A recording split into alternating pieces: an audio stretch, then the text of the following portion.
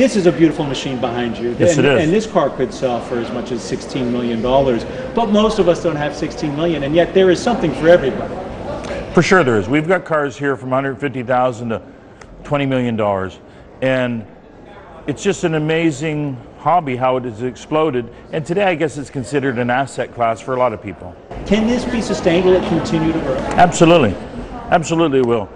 In 1979, or even into the 80s, if you think about it, the television shows weren't on then, like the Chasing Classic Cars, or the different, just a number of classic car shows that were never on back then. The amount of cruise nights, the amount of cruises, the road tours, the rallies, none of that existed back in the day. I mean, you see the odd thing, but not like it is today. And it's just an explosion. TV networks, velocity. Exactly. You're seeing a lot of, like with 308 Ferraris, some of the different Maseratis, where they were, relatively cheap 5 years ago. And then it's like a fellow the other night asked me, so what do you think the future is? I think some of the early Datsun 240Zs, some of the Japanese cars, but the limited production but a 240Z, I remember being a young man and thought a 240Z was just a great thing to own.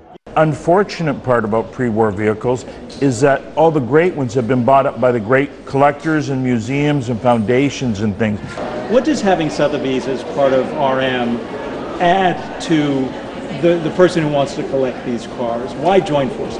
Well, first of all, as you know, Sotheby's is the oldest, most established auction house in the world, a huge brand worldwide.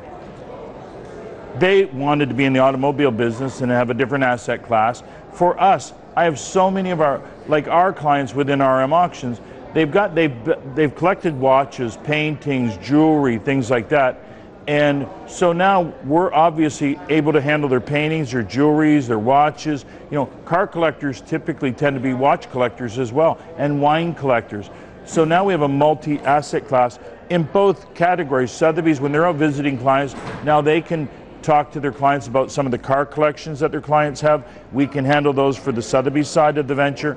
And on the RM side, I was at a friend of mine's Pennsylvania last week, and has a huge American painting collection that now I'm able to bring Sotheby's specialists in and handle that for our clients. Your favorite car, is there just one that makes you drool and say gotta have, or that you already have? I had a Bugatti Aravis, 1938 Bugatti Aravis. I drove it for a long time.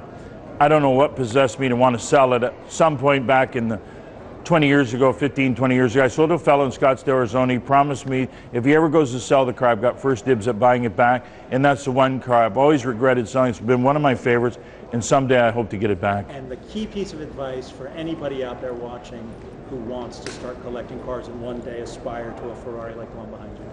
First of all, buy what you love. Don't buy it for investment. Buy what you really love and you have passion for. And secondly, deal with a reputable company that you can trust, that is going to give you the straight goods, because it's like any other industry. When the industry is hot, there's a lot of new startup companies out there and everybody wants to get in on the action.